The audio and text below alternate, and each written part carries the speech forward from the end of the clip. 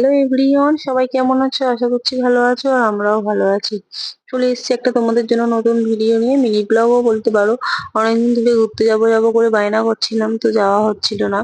ওদিকে আমরা সবাই একসাথে অনেকদিন ধরেই বেরোনি। একসাথে বলতে আমি, তোমাদের দাদা ভাই, আমার ভাই, মাসির ছেলে। তো আমরা সেখানে যাই না কেন, বেশিরভাগ সময় আমরা একসাথে একটু ঘুরতে যাওয়ার চেষ্টা করি। তো ওদিকে দুটো ভাইকে বলেছিলাম তোর একটা ডেট ঠিক কর, তো ঘুরতে যাবো।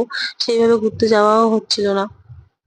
একদিন হঠাৎই ঠিক করলাম যে না, যাবো। তো রবিবারই আমরা বেরিয়ে পড়েছিলাম ঘুরতে যাওয়ার জন্য।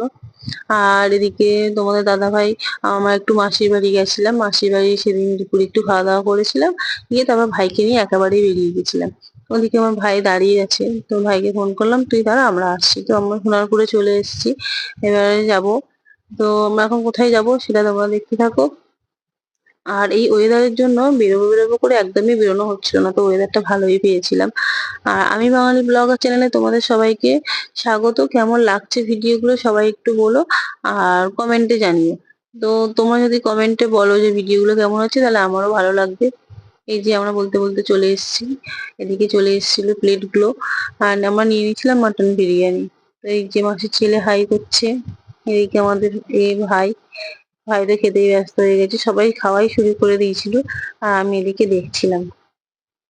আর আমিও ভাইকে জিজ্ঞাসা করছিলাম যে টেস্টটা কেমন হয়েছে বল। তো ওদিকে আরেকজন ও চিকেন নিয়ে নিয়েছিল, আমরা সবাই নিয়ে নিয়েছিলাম মাটন।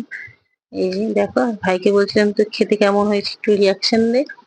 দেখো এক্ষুনি দেবে ও। আর খেতে খেতে ওই তার মধ্যে প্লেট আলুটাও পড়ে গেছিল। আমি ভাইকে বললাম তুই দেখে দেখে আলুটাই ফেলে দিলি। ওই যে রিয়াকশনটা দিয়ে দিল, দেখো খুব সুন্দর একটা রিয়াকশন দিল। খেতেও ভালো হয়েছিল। তো আমি এইদিকে ভিডিও করছিলাম বলে আমার খাওয়া মানে শেষাগত হয়নি, ওরা প্রায় সবাই খেয়ে নিয়েছিল। আর আমার দেখো প্লেটের মাটনটা একদম বাজে এসেছিল এদিকে। আর খেয়েও নিয়েছিলাম, বাজে আসলেও তো খেতে হবে।